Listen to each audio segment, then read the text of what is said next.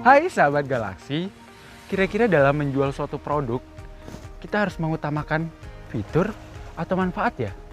Atau kedua-duanya? Saya pun tidak tahu.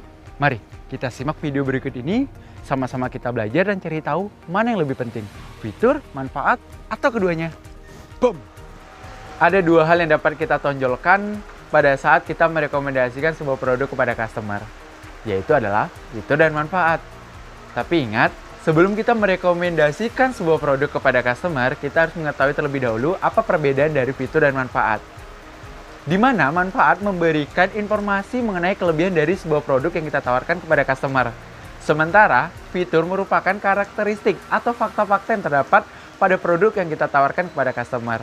Tapi ingat teman-teman, fitur dan manfaat yang kita tawarkan kepada customer harus sesuai dengan kebutuhan si customer tersebut. Dalam menjelaskan manfaat kepada customer, kita harus melakukan pendekatan secara emosional. Kenapa?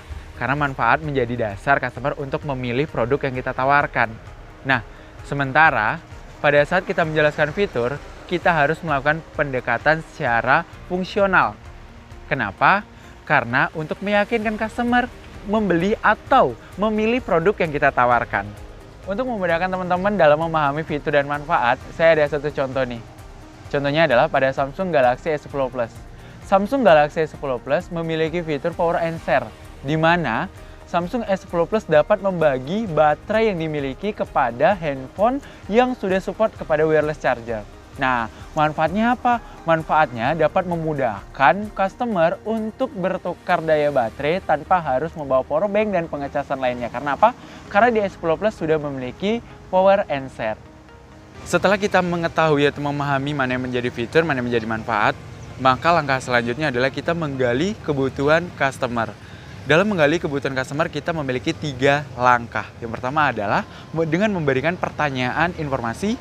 Yang kedua, kita memberikan pertanyaan problem. Dan yang ketiga, kita memberikan pertanyaan solusi. Nah, dari ketiga ini, di saat kita sudah memahaminya, maka kita akan dapat mengetahui apa yang menjadi kebutuhan si customer tersebut.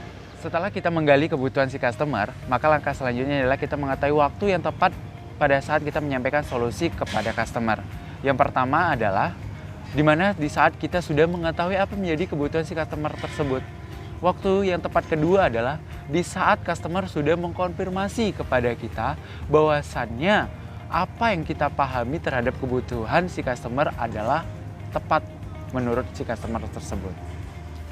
Proses menyampaikan solusi ada 2 langkah, di mana langkah yang pertama adalah menjelaskan manfaat dan fitur dari sebuah produk. Sementara untuk langkah kedua itu adalah memeriksa penerimaan customer terhadap apa yang sudah kita jelaskan. Fitur dan manfaat memiliki fungsi masing-masing dari setiap produk. Oleh karena itu, di saat kita sudah memahami apa yang menjadi fungsi fitur dan apa yang menjadi fungsi manfaat, dapat membantu kita untuk memaksimalkan dalam menggali kebutuhan si customer. Dengan demikian, fitur dan manfaat dapat membantu kita untuk menyelesaikan atau menjadi solusi kepada customer untuk menyelesaikan permasalahan yang ada pada customer. Itulah tadi penjelasan mengenai fitur dan manfaat.